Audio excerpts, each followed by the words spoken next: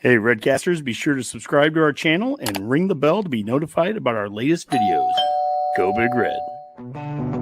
Welcome to the Go Big Redcast, the Husker Fan Sports Show.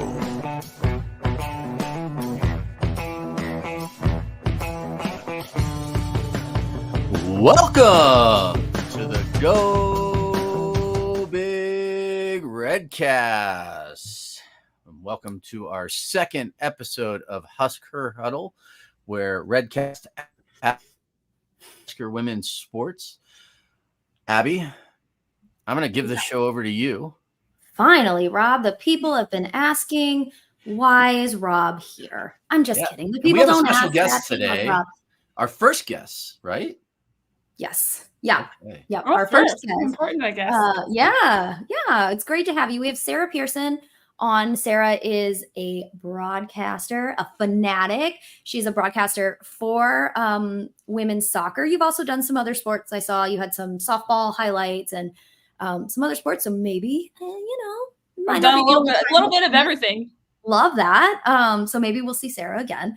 Sarah's a senior at Lincoln right now. Nobody remind her because this is the best year of college ever. Enjoy it. But we brought Sarah on because today, as Rob said, we're going to talk soccer and we're going to talk Nebraska soccer specifically, but also generally soccer. And that is a sport that I have basically zero knowledge of. I have watched a few games. I never know what's going on. I have never understood it. I played it like for 3 days in junior high and didn't like running. So I quit. That is the extent. So we brought Sarah on because as a broadcaster, she knows a little bit more about soccer than I do. So that's what we're going to focus on today's episode. Sarah, if you want to say anything else about yourself. Hi, Sarah Pearson. Like I mentioned, senior at the University of Nebraska. I'm a Husker super fan when I'm not broadcasting. And I just really love going to all the games, whether I'm broadcasting or in the front row of the student section. So last year at UNL, kind of hard to believe, but hopefully make the best of it and hopefully for a good year for our Husker sports teams. Yeah, a repeat of maybe our women's sports, of the success of our women's sports that we had last year. But then going above, right? Let's natties all over the place. Volleyball, revenge tour, soccer, repeat tour, and hopefully, that can lead to success for our men's teams because they haven't had that success. So hopefully our women's success can motivate the guys. That's right. You guys are so lucky you have us women here to help fuel. I'm kidding. It'll be great for all Nebraska sports this year. Okay. So, Rob, anything else you want to start us off with or you want to do? First thing that we should do is, thank you to our sponsors. Yes.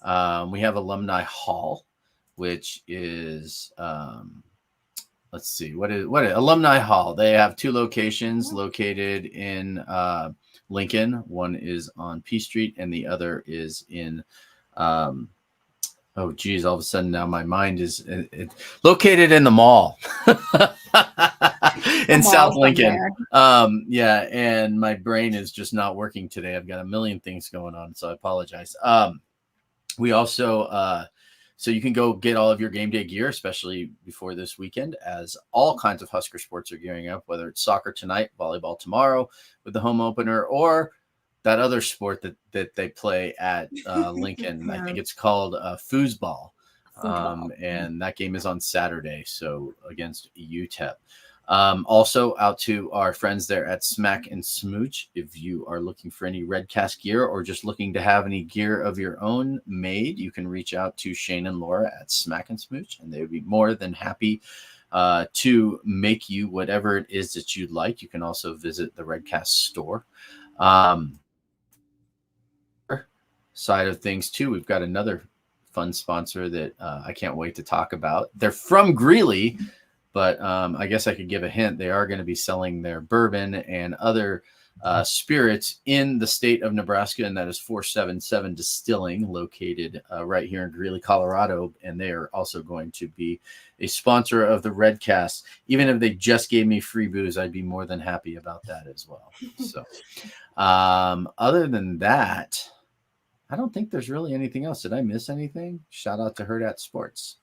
Always a shout out to Herd Sports. Always. Yep, I think that's it. I think that's great. Yeah. And to remind you, if you're watching live, feel free to add comments, questions, anything you want. Even after the fact, feel free to send them in. We will, address them maybe in the next episode or on Twitter or anything like that. So if you're watching, you have questions, feel free to ask them. We'll do our best to answer them. Awesome. So I think if we want to go ahead and get started, we'll do something similar like we did with volleyball, where we have this little PowerPoint. So we've got Nate, the roster, our coaches, pictures, numbers. So you can, as you start watching soccer, maybe tonight is the night you watch your first soccer game.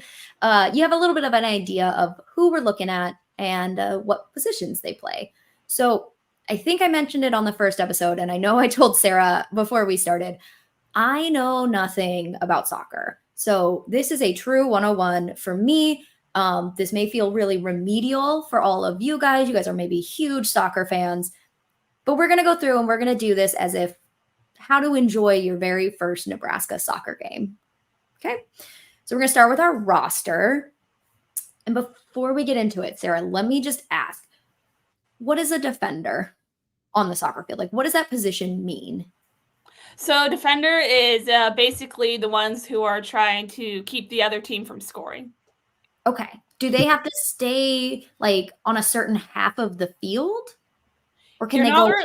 Okay. You're not really like required to stay in a specific spot, but usually the defenders will stay on their half of the field right near the goalkeeper. It's called like the back line. So we usually have 4 defenders. They'll stay in the bag and try and keep the goals out of the net.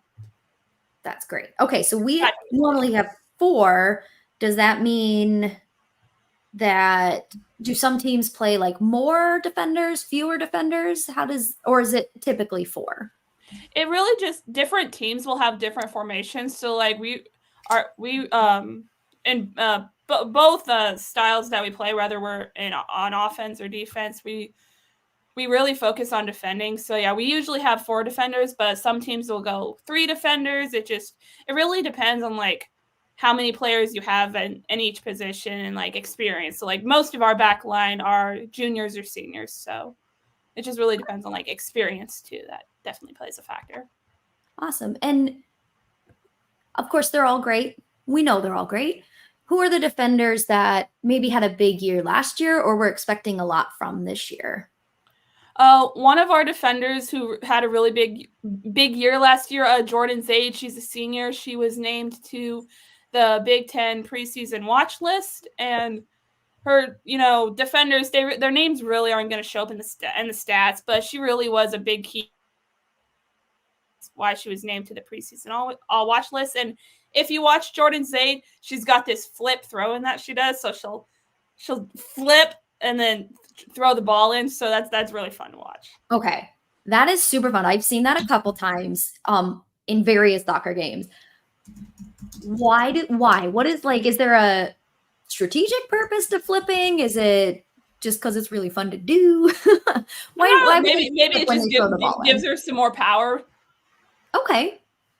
That's awesome. Yeah, she's the only one I've seen do that. So it's fun. I love, when I'm sitting in the stands, just hearing people's, because like the last game there was a bunch of students there probably because they were giving away free shirts, but and just everyone's reaction like, oh my God, what just happened? And I was like, yeah, it happens. Yeah, so that's just Jordan. So the flip throwing was invented by a football player because they refer to it as football everywhere else in the world outside of the United States.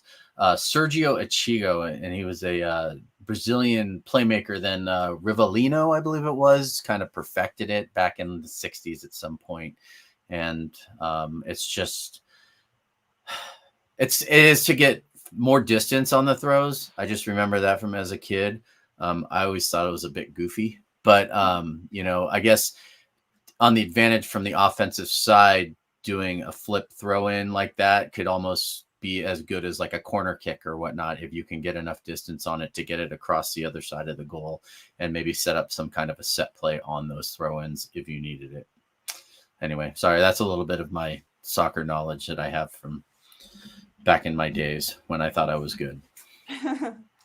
You are good. I just remember we watched I think the Northern Colorado game, right? That's the second game that we played. I watched a little bit of it. And we saw people throw it in, and I just like said to my boyfriend, I was just like, oh, they didn't flip. So I didn't realize that it wasn't a super common thing. Yeah, it doesn't happen all the time, but once in a while she'll break it out and everyone's like, let's go. So all the more reason to watch is you get to watch somebody flip and throw the ball in. It's great. It's really fun when you get to see it. Did you say Northern Colorado? Isn't that who we played? Wasn't that our second game? Colorado State. Colorado State. I'm sorry. Oh. Yes. No, you're good. I was like, oh yeah, it was Colorado State. I was like, how did I miss that one? So Sarah, and I know I'm supposed to be staying out of this, but I live in Greeley. So if I was like, how did I miss Nebraska versus Northern Colorado? So I knew it was a Colorado school. I just we played them in softball last year. We did. Yeah, we did. Yeah. See, I'm just getting my sports confused. Okay. You guys. All right. So these are our defenders. Good to know. All right. So next up on the roster. So I took this just off of the Nebraska soccer page's roster. We have defender / midfield. Why is this? So what we'll see on the next slide is that there is a midfield, right? A midfielder is an actual position. What is the I know it's somebody who can be both a defender and a midfielder. Why is it important to have like a player? Like, why is this a specific position? Those two combined. Well, like the first one, that's kind of like their main position, and then they can play the other position as well. But also just kind of depth, because one thing this year, at least this year, we've dealt with a lot of injuries, so it's important to have players that can play multiple positions, so that if someone gets hurt, then someone else can step in. Gotcha. Okay.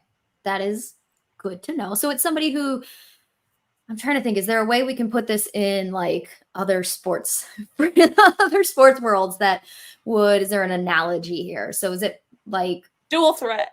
A dual threat. Okay. I gotcha. Okay. Great. Okay. Oh no, we didn't go to the midfields. We went to the forwards, which is also a position that I don't know what that is. What is a forward? Forwards are basically the ones, they're at the front. They're trying to score the goals.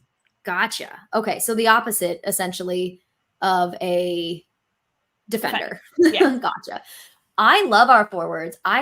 Even without knowing who they are, because they have some of the best names of any athletes I've ever seen. There are 2 Abbies. That's great. I support all Abbies.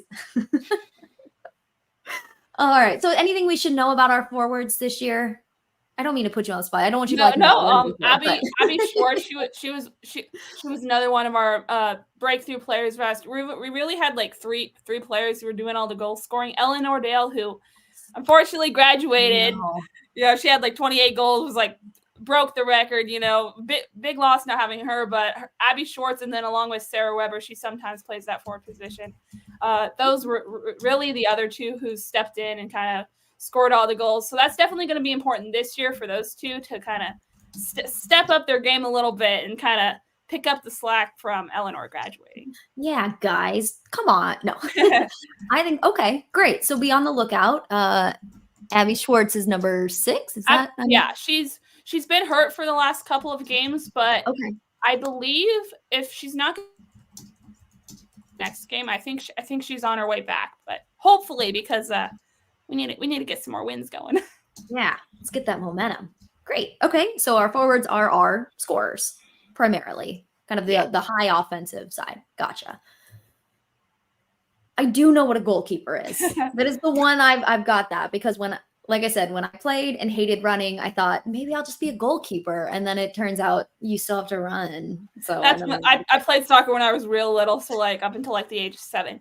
And they always, because like we're 7, they don't care who plays what. They're like, who wants to be the goalie? And I would always raise my hand. I also thought at the time, the little goalie pull over. yeah, and I was like, I get to touch it. I don't have to worry about touching it because I was not coordinated as a child. So I would always like grab it. I like accidentally grab a ball, which obviously you're not allowed to do unless you're a goalkeeper. Unless you're the goalkeeper. No, not it. So, what should we know about our goalkeeper? I know there's only one, but for depth, we have multiples. What should we know about them? Yeah, really. Well, this year, really, we've had two. Sammy Hawk, she started out, she started all the games last year. She was also another big part of our success. But this year, after the first game, they decided to put CCV in, and she had a really good game. Actually, that game against Colorado State that I called, I was like 6 or 7 saves. She did pretty well, and that was actually her first start like ever in her career.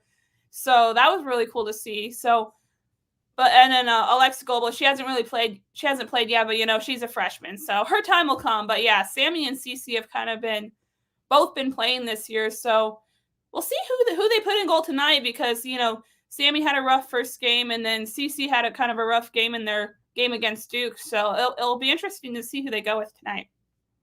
Okay, and is that I don't want to say is that typical because it sounds like that can happen in a lot of these positions of like you're just kind of having a rough game. You get somebody else in there, maybe just give them a shot. Or are we typically a team where we're like, nope, we're going to play one goalkeeper and kind of let them work through some of the struggles? Yeah, usually we just go with one goalkeeper. Like last year, Sammy Hawk, she started every game. So I remember I was up in the booth, and when we got the starting lineup, so I was like, oh, they're switching it up. So it's definitely rare to bring in your second goalie, especially, this early on in the season too. All right. Well, we're wishing them both the best of luck. I hope it's a good problem to have where we just don't know which one to play. Whoever can get us the win. That's right. Whoever gets us the win. All right. So up next are our midfielders. There's a name at the bottom, by the way, that people should recognize, but we're going to save that one. So who should we know for our what does a midfielder do? So they're not scoring typically. That's not their kind of primary goal, and they're not the primary defenders. So what does a midfielder do? I think the midfielders, honestly, they just got to be like pretty like well-rounded because they have to be good at defending and then also attacking because sometimes she's listed as like a forward and a midfielder, but like Florence Belzile, they list her as a midfielder and she plays in the midfield, but you'll see her going ahead and attacking and scoring. So definitely the midfield definitely needs to be well-rounded. Okay. I love that. And like we said, that red shirt freshman we have, she's a little bit of a legacy player there, isn't she? Her father played some other kind of football, soccer type thing, right? Yeah, and she's actually, with all the injuries that we've had, she's actually got to step in and play these last few games. So that it's been, I love when hometown players get to be in and play. It makes it so special.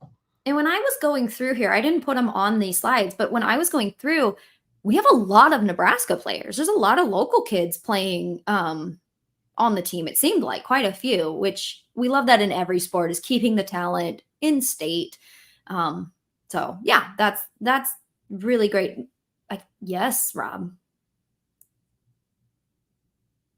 You're muted. Yeah, on purpose too. I was just curious, does that have anything to do with the amount of scholarships that they can offer students and being in state and just kind of making it easier for tuition purposes?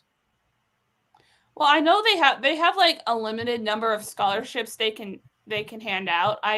They just changed the rules. I'm not sure what like the cap is right now, but what you'll see from like a lot of some of the in-state players, especially, they'll walk-ons, but so they'll may not get a scholarship, but they still want to represent their hometown team, so they'll walk on, and we see that with a lot of our sports. There's a lot of walk-ons, and it's great to see. Yeah. I also, sorry, Abbie, on the same subject for the roster, I noticed a lot of international players. Can you hit on that a little bit too, and maybe their contributions? Yeah. So I think a big part of that is like obviously the popularity of soccer around the globe, and our coach, actually, John Walker, he's from Canada. So I think that's definitely a big factor into, Sadie Waite, she's from Canada. And then we have a few other players. So I definitely think that plays a factor as well. Having him, from the international side can draw in more international players.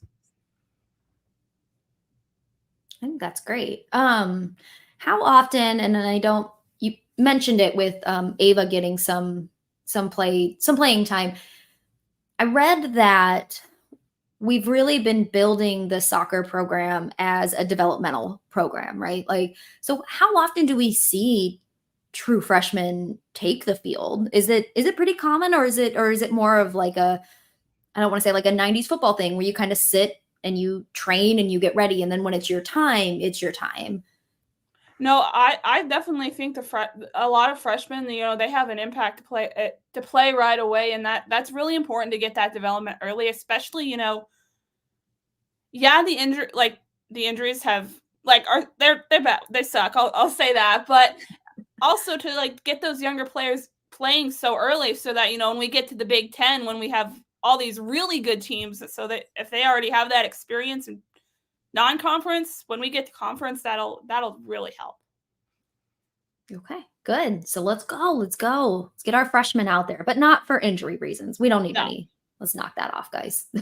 Yeah, we our last game, what was it like? It was either 4 or 5 of our starters we were out, and hence why the score line wasn't the best. But hopefully they're all on their way back. Yeah, get them out now. Get better now, and then once we get into conference play, everybody's healthy. I like that mentality. Okay, so up next we have our forward/midfielder and our midfielder/forwards.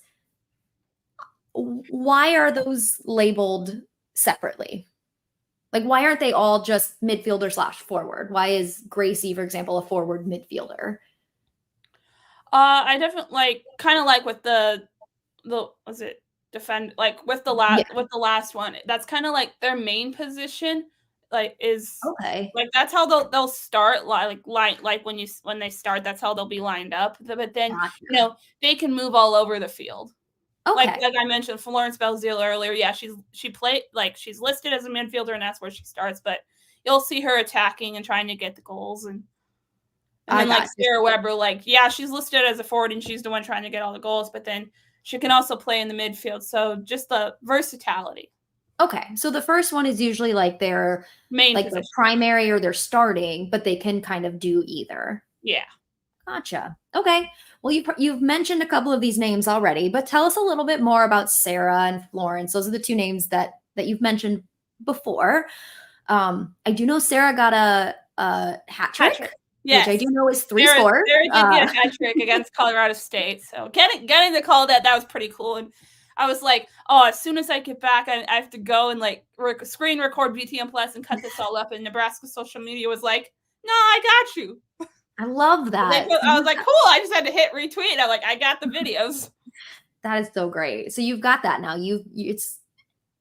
So a hat trick, I assume, is not super common. Oh, not very common at all. That was her first career, and I think I had some notes. Let me pull it up just a second. It was the 35th hat trick in program history. So basically, they're in their 31st year. So basically, 1 a year average. So yeah, it really, really doesn't happen a lot. That's awesome. I'm glad you have a little clip of that now for yourself to be part of that history. I was hoping would happen is the next game when they played their hype video, I was hoping that would be on there and my voice would be behind it. It wasn't, because I had my phone out, I was all ready to record it, and it did. So I need to talk to HuskHer Vision. And yeah, come on now, that's a huge one. Ugh, we'll get on with them. We have no power. What am I saying? Okay, so we know that about Sarah, and I know. Did I hear? I don't want to say I know. Did I hear Sarah also? Did she lead in assists last year, or just really high in our assist numbers last year? I actually, let's see. I had it pulled up. She was second on the team in goals with 16. And she was first team All-American. So she was really that player to go to, other than everyone thought, oh, Dale's our scorer, but Sarah Weber was kind of that second go-to. And with her graduating now, Sarah Weber, she's the main one to look for. And I noticed after the Colorado State game and their game against Duke, they were just swarming her. And I was like, guys, we need to get other players who can. Yes. We need to find other players because obviously they're gonna swarm her after she just scored a hat trick. I hope they do. You want that distribution. And so hopefully Sarah becomes this year's Eleanor and we have another Sarah in the wings, right? Final four, that's what they were saying. They're like, John Walker, he's been our coach all 31 years that the team's been in existence. And the one thing he doesn't have on his resume is Final Four. So let's go then. Let's get this it. year. This is the year we break all those. Hopefully, it's like last year. I'm like, we're already at. The last year they only had 4 losses, and this year we're already at 2. But hopefully, once everyone comes back, and we can just run the table. That's all you got to do. All right. So those are our forward, midfielder, forwards, kind of those positions. Oh, that's it. Okay. So now we're on to our coaches. So speaking of John Walker, like you said, in the 31st season, and the only head coach we've had here at Nebraska, which is pretty impressive. I think this is the only sport where we've only had one head coach. I know we've had 3 in volleyball. We've had 2, I think, in bowling. That's pretty good to keep your job for 31 years at Nebraska. we know what he's doing. We know what this athletic department does. Yeah. So almost it's 64% win percentage. Is that seems pretty good? I don't know how that works with soccer. Is that considered a pretty good win percentage? I would say that's pretty average. Like in the past, like we've kind of been like okay, not up here, but not down there, just kind of in the middle. But last year we just broke through, and it was so cool to see because I remember the NCAA tournament. We're like, oh, we get to host the first round, and then we're gonna have to go on the road and play at UCLA, one of the dynasties. And then when UCLA got upset, we got to host like all the way through. I love that. I mean, I love an upset, unless it's. I remember, because it was I guess it would have been the Sweet 16. We were hosting that game, and I was like, if we win, I was like, I had another commitment, so I wouldn't have been able to be at the Elite Eight. But I was like, if we win tonight, I'm backing out because hosting the Elite Eight, I'm like, this is historic. This is never going to happen again. So we won that night, and I was like, hey, I got to back out. I want to go to this. That's right. We got our priorities straight. Exactly. I'm sure they understood. This is bigger. This is more important. Like there were plenty of I think it was early on in like non-conference basketball. I was like, we have plenty of other basketball games. I was like, this is the Elite Eight. That's right.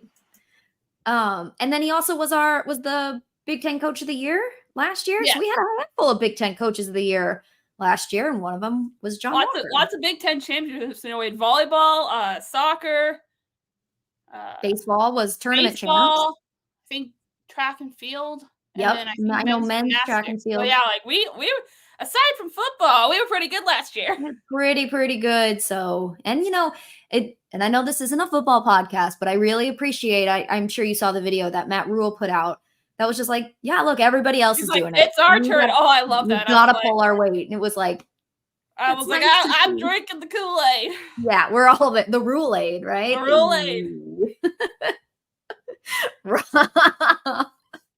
You can't see if you're not watching this. If you're just like listening back, you can't see. I did my little raccoon like kind of thing. You'll get used to it. I'm gonna say it a lot. Sorry. All right. I have a shirt that says "Drink the Kool-Aid," and it's like literally a picture of me breaking through the shirt, holding a pitcher of Kool-Aid. We are big Kool-Aid. I mean, there's my Rob gets the most like attention on the Redcast for being the Kool-Aid guy.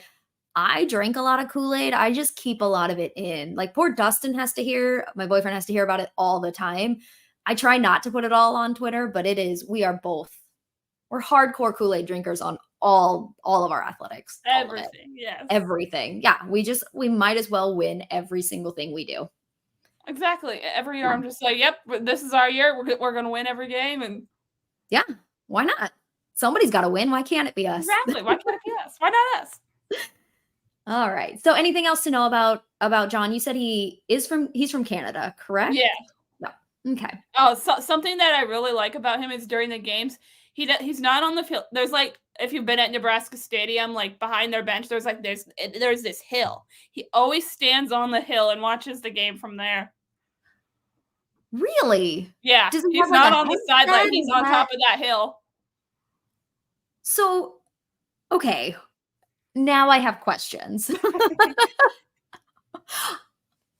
First of all, do they wear headsets where he can like communicate things, or is that all up to the assistant coaches for in-game like management? I'm not sure if they wear headsets or not, but maybe he's been doing this for 31 years. He maybe that's his thing, and I bet there's a good viewpoint up there. I haven't been on the hill myself, but Yeah, I haven't had a chance to go to the stadium, which the Barbara Hippner Stadium, which I have a question about that we'll ask in a minute. But that's wild. Okay, look quirky, but I like it. Hey, if you're not doing anything tonight, they play Omaha 7:00 tonight. Gonna take me a few hours to get up there. How many substitutions? sweatshirts. How many substitutions are allowed per match in college soccer? Unlimited. You can have as It many is. as you want, and then you Okay. can go in, you can come back out. Not like like volleyball, you only get so many per set, Mhm. or like. So that brings me, because we covered that. I think it's 15 total substitutions per match in volleyball. But that brings up the question. He's not on the field.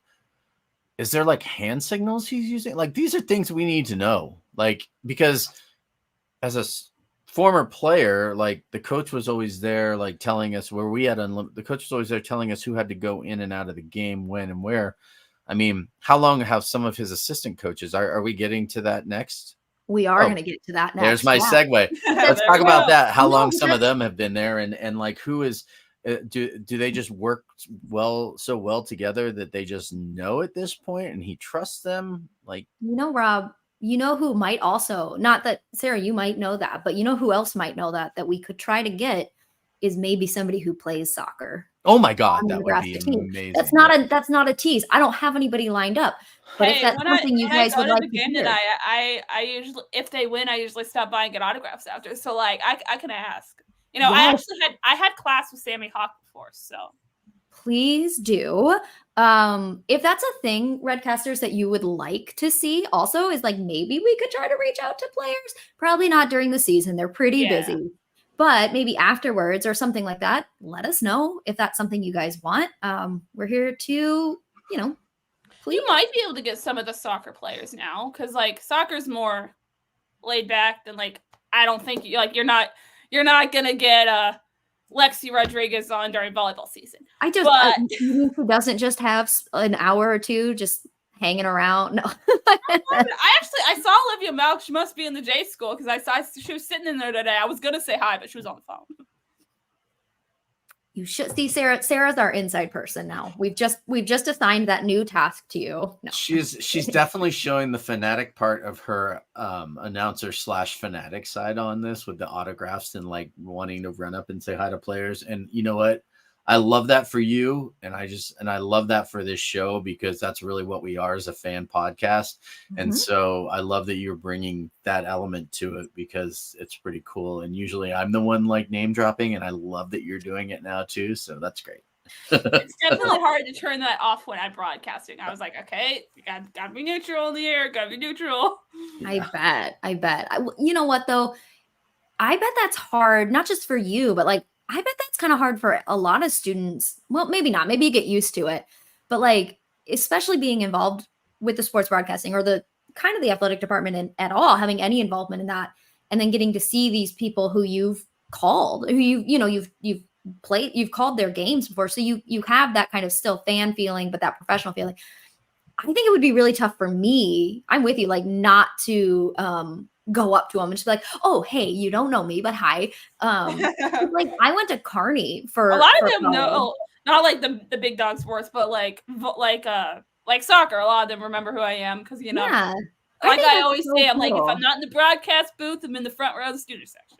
I love that. Yeah, like I said, I went to Kearney. There were no famous sports people when I was in college. There's a pretty infamous third string quarterback who was there my freshman year, but like there was nobody, but I would have been the same way. I'd been like, oh, hi. Yeah, you don't like, it's really nice to meet you. I'm a broadcaster. Yeah, that would be so hard. So I don't blame you at all for letting that fanatic side come out and want to, and want to have that other relationship with athletes. I think that's great.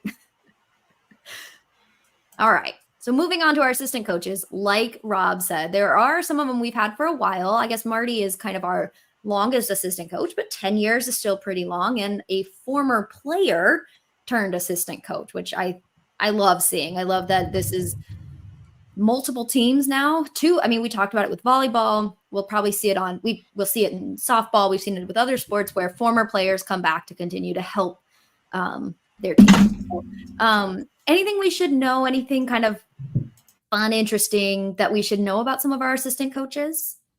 Yeah, I don't really know too much about them, but, I definitely think it's important, like, for both Ian and Marty, they've been there for so long, they kind of have that chemistry. And I definitely think that helps when, trying to get wins because, like, you've been together for so long, you know each other's system. And then, like, Savannah, she hasn't been there as a coach for very long, but she was a pretty good player back in her day. So definitely bringing that expertise to the new players. Like, I played here, I kind of know how it works, and I can bring that to you as a coach.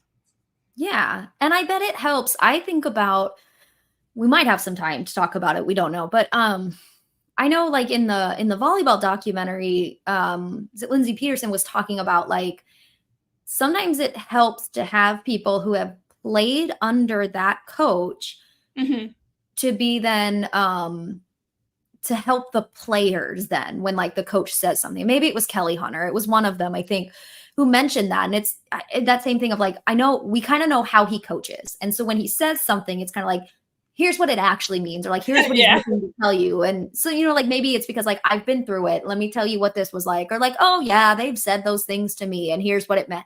So I think not just experience with the program and trying to, like, instill some of that or that culture into those other players, but just having somebody who's like, yeah, I worked with them. Yeah, I was their player too. And I know what this is like. And here's how you get through it. Or here's, like, here's what they're really looking for. I think that that's so helpful. And again, why I love that so many of our sports teams have kept these players or have had these players come back as assistant coaches, as graduate assistants, as all of that.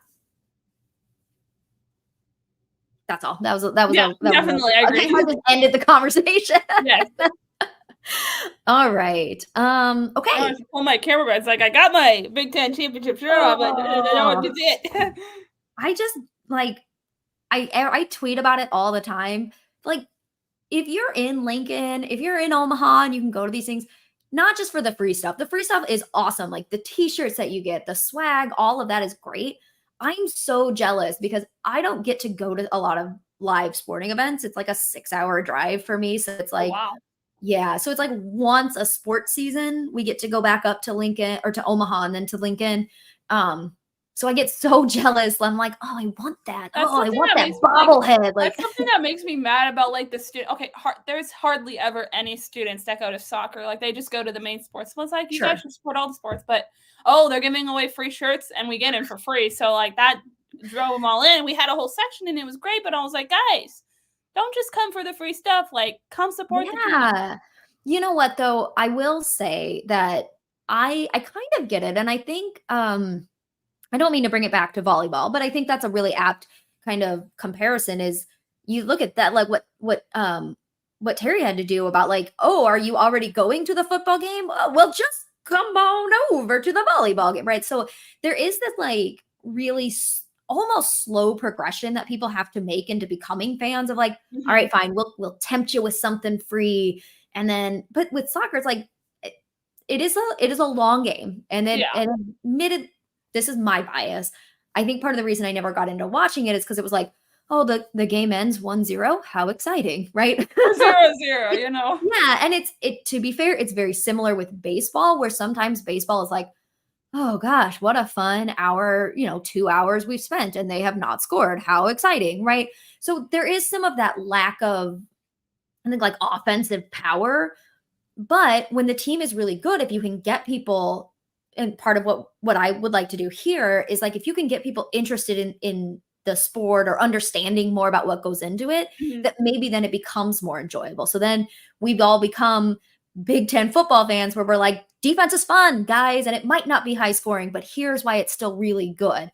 So I'm with you. I am like it. I'm just like, go, It's like, guys, okay, go, we're you don't really good. understand. We just won the Big Ten championship. Why wouldn't you want to come watch that? Yes. And so it's like, you guys don't understand how cool this is, how fun. Please, please go. And just like trying to get them to go from Missouri, like go. It's like okay, for volleyball, the student section, we got to get there hours and hours before we get our spot. And then so I mean, I usually get there early. I always get there early, but then soccer, that's like if the students come, they're walking at like 2 minutes till the game starts. Yeah. So I'm hoping it gets there. I really hope, like as we continue to do well in these sports, and I think it looks like Nebraska's kind of been progressing upwards with that, with soccer. So I'm hoping like as we continue to do well, that our students will be like, yeah, I want to be a part of that. Like I want to watch. I don't know if it helps, but I always post out a yik yak because it's like anonymous social media that I hear on campus. I always post out, I'm like, hey guys, soccer plays, 7:00. You can get in free with your student ID. Come sport. Yeah, Sarah, you just exposed yourself though. You are no longer anonymous on Yik Yak. Yeah, any of those Yik Yaks, if any college students are listening, yeah, that's me. What is Yik Yak? It's basically like an anonymous Twitter. Oh, yeah. And like anyone on campus can post on it. So it's like a giant burner account. Basically. I think, but most people kind of talk about things that are happening on campus, right? Or like that are happening on the, Interesting. Okay. I'm old.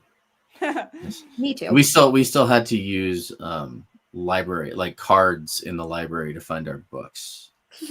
I was like, if I have books, they're digital. Yeah. Thank you. I'm old. I don't think I've ever actually visited the library part. Like, oh, Sarah. Now you're making me I'm in the J school. I don't really have to study for exams. No, you're fine. I'm going to say some words, 3 words, and you tell me if they mean anything to you. Dewey Decimal System. I've heard of it. No. This is not, Rob, this is not history class. We got more soccer to talk. We'll talk more after. We got more soccer to talk. We're losing followers. I'm just kidding. You guys are great for hanging on. Okay. So then our last slide that I have, similar to what we did for volleyball again, is looking at some of our preseason. I know we're already well into the season, but it's nice to kind of see where we were thought, like kind of what was thought of this team preseason. So we were selected number 4 in the Big Ten preseason poll. And I remember I read that and I thought, what? But we had just won. And then it's like, oh, right. But UCLA is part of our conference now, and there are other really they're good teams in the Big Ten's a pretty good soccer conference, correct? Especially with the addition of all those new teams. Yeah. It was surprising to see us pick number 4th, but then looking at who got picked, it was like, oh yeah, no, those are pretty good teams as well. And probably with us, with who we lost, they probably took that into account too. Which is fair. I mean, I kind of appreciate when there's some kind of, I don't want to say reality, but there, some, again, not to go into football, but it's like, why was Florida State a pre-ranked top 10 team? They lost so much talent. They shouldn't have been. So I always really appreciate it when it's like, we know that you've lost your main score. You've lost this generational soccer player for Nebraska and Eleanor Dale. So you're probably not going to be as good, right? It's very possible. So here's a realistic preseason ranking. And I don't know. I appreciate that a little bit. I wouldn't if we still had the full team coming back. And I mean, volleyball, I was like, why are we number 2? We're still, I don't care about that. I was like, clearly number 1. Loses all their starters and we getting all our starters back, but gross. Yeah. down. Okay, so we were 4th Big Ten. We were 6th overall in the preseason poll. And we had 3 Huskers named to that kind of preseason all Big Ten team or the Big Ten watch team in Florence, Sarah, and Jordan. Right? Anything else that I know we're a couple weeks in, so we can't ask what expectations should we have? But after 3 games, so what expectations do you think we have this year for the team? Well, I definitely think that, they've started off a little rough. That number 6 preseason, after they lost their first game was like, well, that was nice for a little bit. But I definitely think their struggles have also been they don't have Eleanor Dale. They're trying to find that next player up, but also all the injuries. Like in our last, we were down 5 starters in our last games, and yeah, two of those, I think Abbie Schwartz and Haley Peterson, they should be fine. They'll be coming back soon. Gracie English, I think she's out for the year. That's what I heard from one of the players' families. So I'm assuming that's a reliable source. And then who else? I think we had one player who she transferred in. She was going to be really good, but then that Rin Soto from Japan, but she tore ACL, so obviously she's going to be out. So goodness. Okay. But hopefully, we bring Schwartz back, we bring Peterson back, and if we can find another goal scorer other than Sarah Weber, she's had our only 3 goals this year. I think we could do pretty well. We've had a rocky start, but they always say it's not about how you start, it's about how you finish. So right. Hopefully, they can get a couple wins here before Big Ten play starts, and then get some momentum heading into conference play. So if you had to maybe describe what you think the culture of the team is, or kind of I guess that what is the culture of our soccer team? How would you describe that? I definitely think our culture is, like all Husker sports, we're one big family. There's not really that one star player. Everyone's working together, and they just want to win. That's what they said last year. They're like, we don't care who gets the goals, we don't care who's all in the stat sheet, and at the end of the day, the only stuff that matters is that the team won. Right. I love that. I really, really like that. Rob, do you have any questions, anything like that?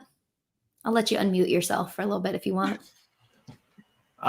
No, not at this point. I do appreciate you coming on though with us today. This has been great. I love just listening to it and your enthusiasm for I'm very for very the sports and I love that not only are you getting to announce these games as a student, but just kind of to the extent, right? Because we talked about before the show started, where you came on, your voice was familiar, and then you said oh yeah, I'm the one, and I'm like, oh, so the games that I turn on when I hear the female voice, it's you. And I was like, that's why it sounds so familiar. It's because you are literally that person on there. I wasn't quite sure if you did only radio, but you're also on Big Ten Plus. I haven't done a lot of TV, but I'm hoping, since I'm a senior, that I get to do more TV this year. Yeah. Okay. Yeah, that's and actually, great. that was technically our KRNU audio was they put it on BTN Plus because it was before school started, so they didn't have their whole crew there yet.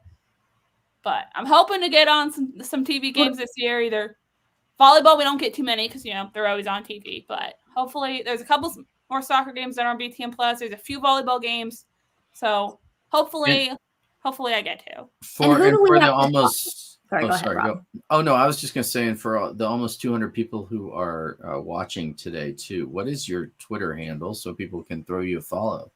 Because it sounds like you put out some interesting content for sure. At SL Pearson02. It's Pierce, spelled Person, but pronounced Pearson. So, yeah, if you can see it down on the screen at SL Person02, all lowercase. Yeah, I'll post when I'm calling games. Actually, I am doing the radio call for the game against Creighton on Sunday. So, boo, Creighton.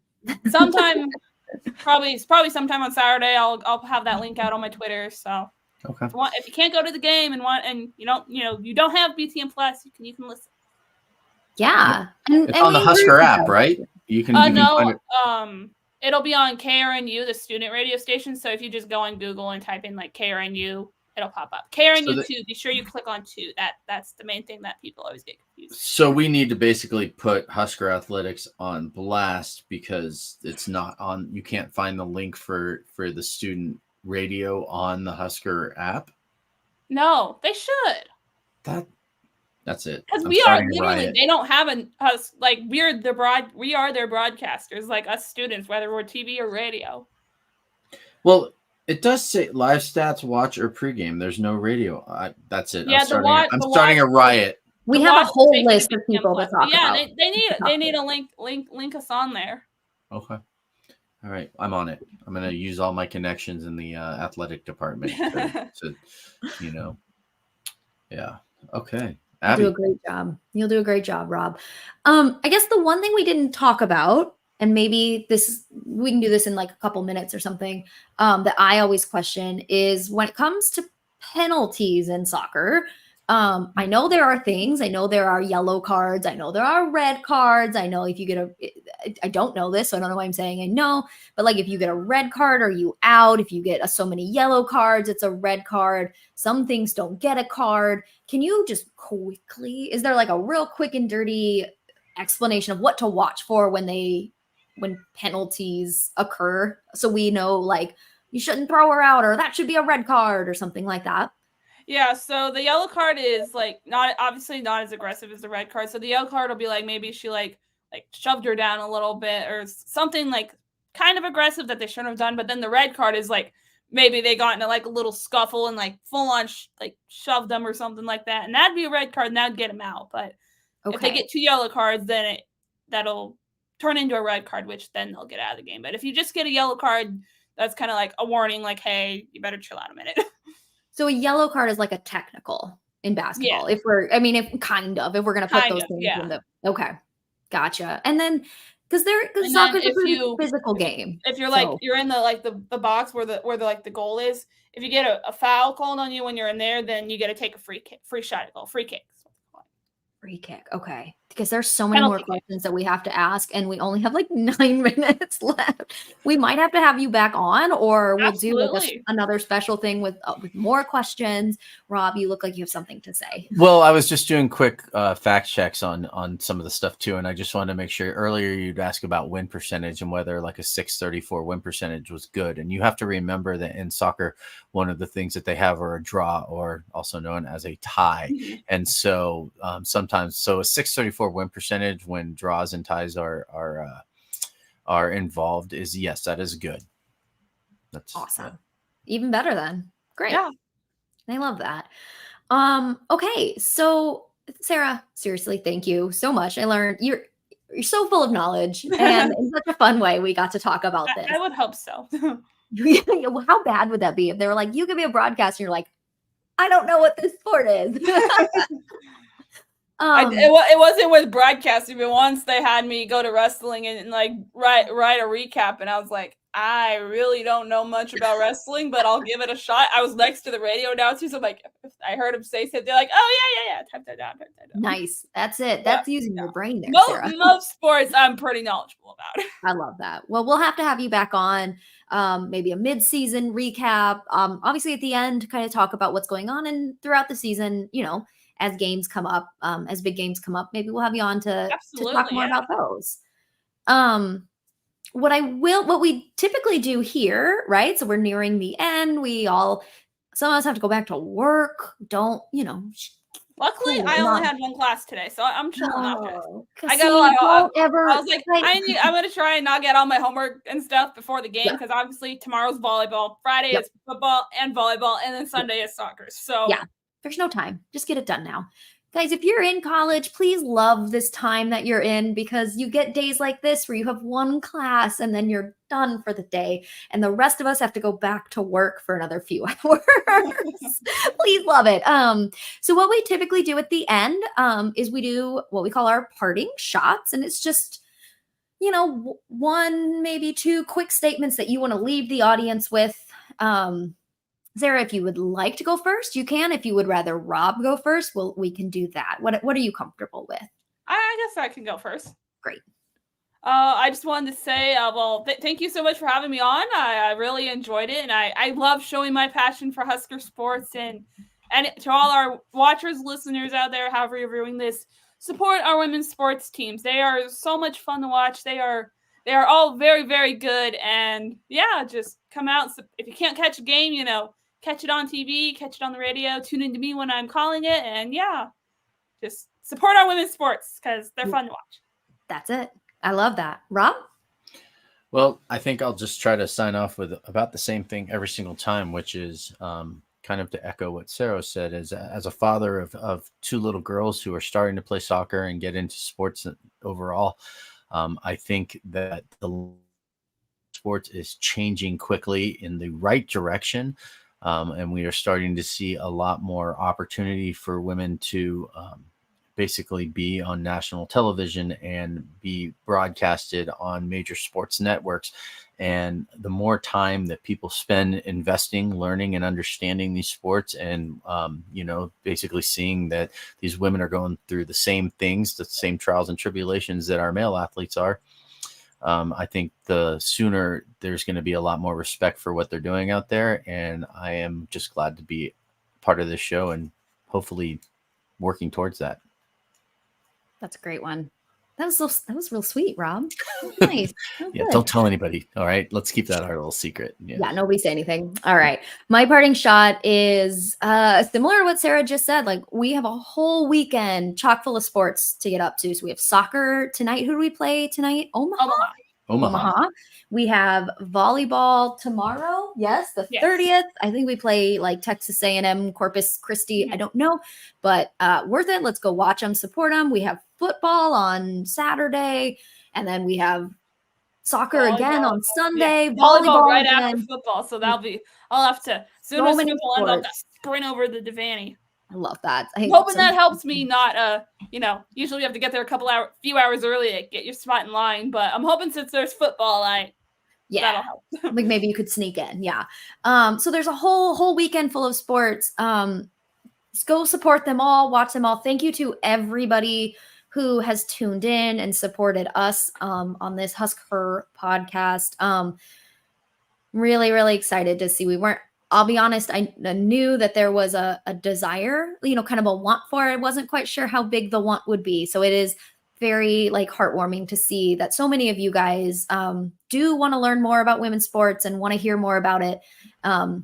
So thank you for that. And thanks. And if you guys have any questions, comments, things you want to see in the future, things you want us to talk about, anything like that, maybe a soccer 102, anything like that, please feel free. Leave me a message, send me a DM, send a message to the Redcast, comment here. Just and we'll do what we can. But thank you everybody for listening. Thank you, Sarah, again for taking time out to talk to us. And we'll see you a little later, guys. And that wraps up another edition of the Go Big Redcast. Go Big Red, guys. Go Big Red.